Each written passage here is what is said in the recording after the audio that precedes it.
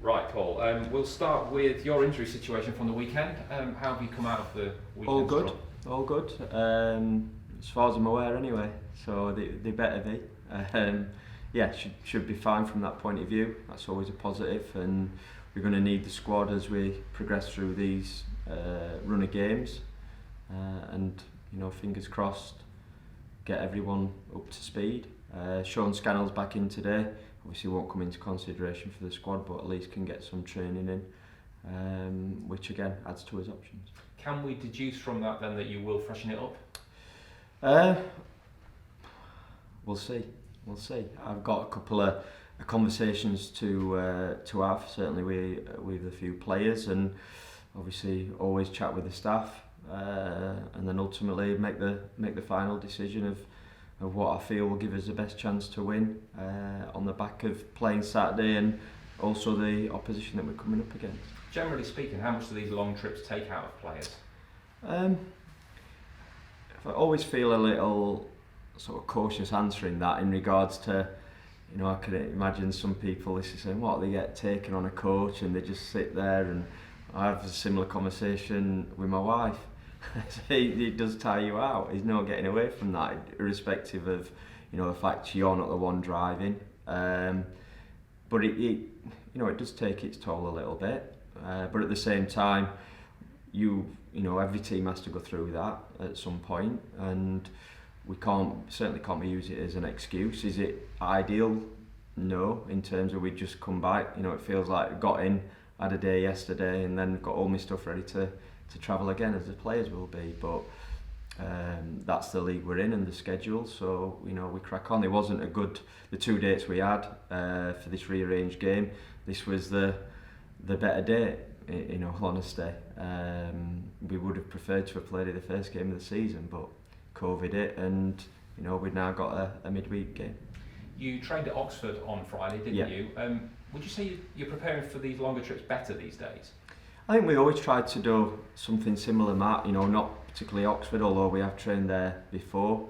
And we've just been having a long chat actually this morning about looking forward at a couple of the games that we've got and what's best for us. The issue that we are having slightly, although we've managed to do it, is getting in to some clubs because of COVID issues still, and that presents challenges. Some are more open to the idea of you're still allowing you to train there. Others are saying it's closed at the minute for that, and that's obviously each club's prerogative. We appreciate the help that we've had from the couple of clubs so far, but it's just about trying to, like I say, give yourselves the best chance. And we've had a bit of a review in terms of last week, as I said we would do, because while the players ultimately the ones that take to the pitch and have to take responsibility for a lot of the performance, we're also part of that in terms of planning and preparation. It's no point just sort of beating players with a stick. We've got to be honest about our part in it as well, and like I say, we always try and make the best decision. So would you have done anything differently about your preparations for the weekend's match, for example? Yeah, quite possibly, in hindsight, and hindsight's a wonderful thing. What sort of things? Maybe training. I think we could have slightly changed the sessions that we did. But again, it's all part of a learning process with a group of players. Would that have been a lighter session then? Possibly for some, at least anyway.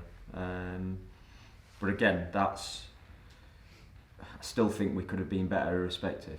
But perhaps they might have been in might have felt a little bit fresher or something like that. I don't know. Is there a danger of over-analysing it from your point of view? I was just going to say that. We can look for excuses, but like I said, what we're trying to do is ultimately create the best preparation possible for every game. And sometimes, like you say, you can overanalyse it. You start looking for things when actually, maybe it was just one of those days. Maybe we have to give Maidenhead a bit of credit as well. It was looking at the stats certainly, and looking back, everything was in our favour still. But we didn't. Still, I stick to what I said in terms. I don't think we did enough. We didn't move the ball well enough to create more chances on the day. but at the same time, like I said, I fully understand, and again, have been in this long enough, you very rarely keep hitting the sort of heights of the performance that you want. Just trying to get as close to that as possible as often. When might you need to freshen it up then, do you think?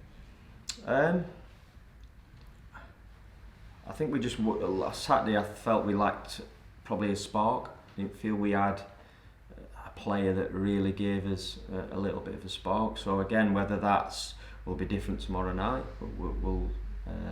we'll see. But just considering again what we're up against as well, I think Bromley played a couple of sort of different shapes, but part of it remains the same always. And conscious we do play Saturday, Tuesday as well, but very much the focus is on tomorrow night. So yeah, a couple of decisions to make. Nothing, I wouldn't say, particular. Just more looking at the squad that we've got available and decisions made more from that point of view. I talked to you about Luke Spokes. He's gone out to Boston, hasn't he? We didn't really get an opportunity to chat with you about it after the game on Saturday. Sure. What was the thinking there with that one? Luke's, I think we had a conversation, a very honest one, in terms of where I saw him in terms of the pecking order at the minute. I think he totally understood that and gets it, and there was then a conversation about going out on loan and trying to get some games. So I think he came on at the weekend. Hopefully he'll get some starts there, albeit they've got a good squad themselves. But Luke, I'm sure will be hoping to get in the side, and it's to try and get him some games. He's a player that joined the football club from quite a bit lower down, hasn't probably had the same route through as a lot of the players, and has done extremely well to have played some games. He's a really fit player.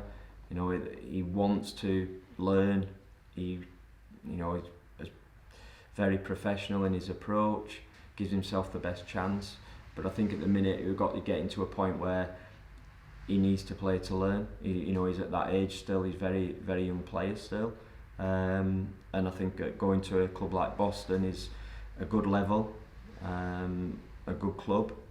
So hopefully it can be beneficial for both parties. He's yet to feature in your matchday squad, isn't he, this season? How far off is he the first team squad? I think form obviously is one thing, but also injuries. That could change very quickly, and in midfield the players have been fit and available and been in good form. We've obviously had a good start all round, and Luke's just been on the outside of it realistically. But that, as I said, he's part of the squad, and that could change very quickly. But if that opportunity was to come in the coming weeks, we'd be better off if he's played games and he's sharper. So, like I said, hopefully it works for everybody, and certainly I'm hoping and we'll be keeping an eye on his progress over at Boston. Okay, wish him well. What's been occupying your mind most of all since the weekend? Just getting ready for this game, and I think also there's just a little bit of just walk past a few players there, and it's still at this moment in time. It's Monday morning. It's not early, but early-ish, knowing that we've got a long travel ahead. Trying to understand that we made a really good start and not be too down because we've drawn a game of football. I think that's really important. And knowing full well, again, throughout the course of the season, there's going to be bumps in the road. It's how much of a bump it is, and if that's a draw, then I think we'd all be happy with that. So, not getting too down, making sure that spirits are up ahead of the journey, and then again, just trying to make sure that we give ourselves the best chance to try and get a result in what will be a very difficult game against Bromley. It seems daft, doesn't it, that there might potentially be a hangover after a 1-1 draw at the weekend, and your unbeaten run remains intact. Yeah, well, is that the standard sheet you're at now? We're trying to get those, but as we've discussed previously, I don't think anyone could have really foreseen us starting as well as what we have for various reasons, and a brand new squad being one of those. We want people to, be honest about performances individually and collectively, But at the same time, say we have to move on very quickly. There's another game, and that's the beauty of it. And again, if we're going into it on the back of a draw, sitting unbeaten at the sort of top end of the league, albeit still not too fussed about positions, that's a much better place than a lot of teams up and down the country. So, like I said, I think that's again part of my responsibility as manager to try and set a tone, speak to certain individuals in particular that you know are big characters within the group, and make sure, we know we could have done better. That's gone now. No point dwelling on it. We move on to the next one. And can we get a result?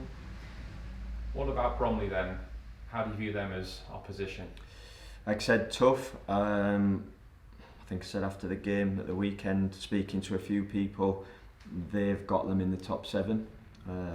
Their predictions, whether they be right or not, I've got a long way ahead, but they finished in the playoffs last year.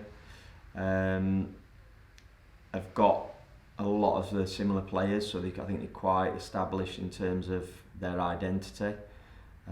Although I think Andy has tried changing it a little bit from listening to some of his interviews, and have made a decent enough start and look like they're just sort of really coming into form now. So we know it's tough. It's obviously a different surface to play on as well, which no one is going to convince me otherwise that that's not an advantage. It has to be, but that's the challenge in front of us, and they've got a goal scorer certainly in Michael Cheek, as well as some other good players as you'd expect in that team and a club overall. Again, listening to everything that is on the up there, so they'll be optimistic about their season, and as likewise we are.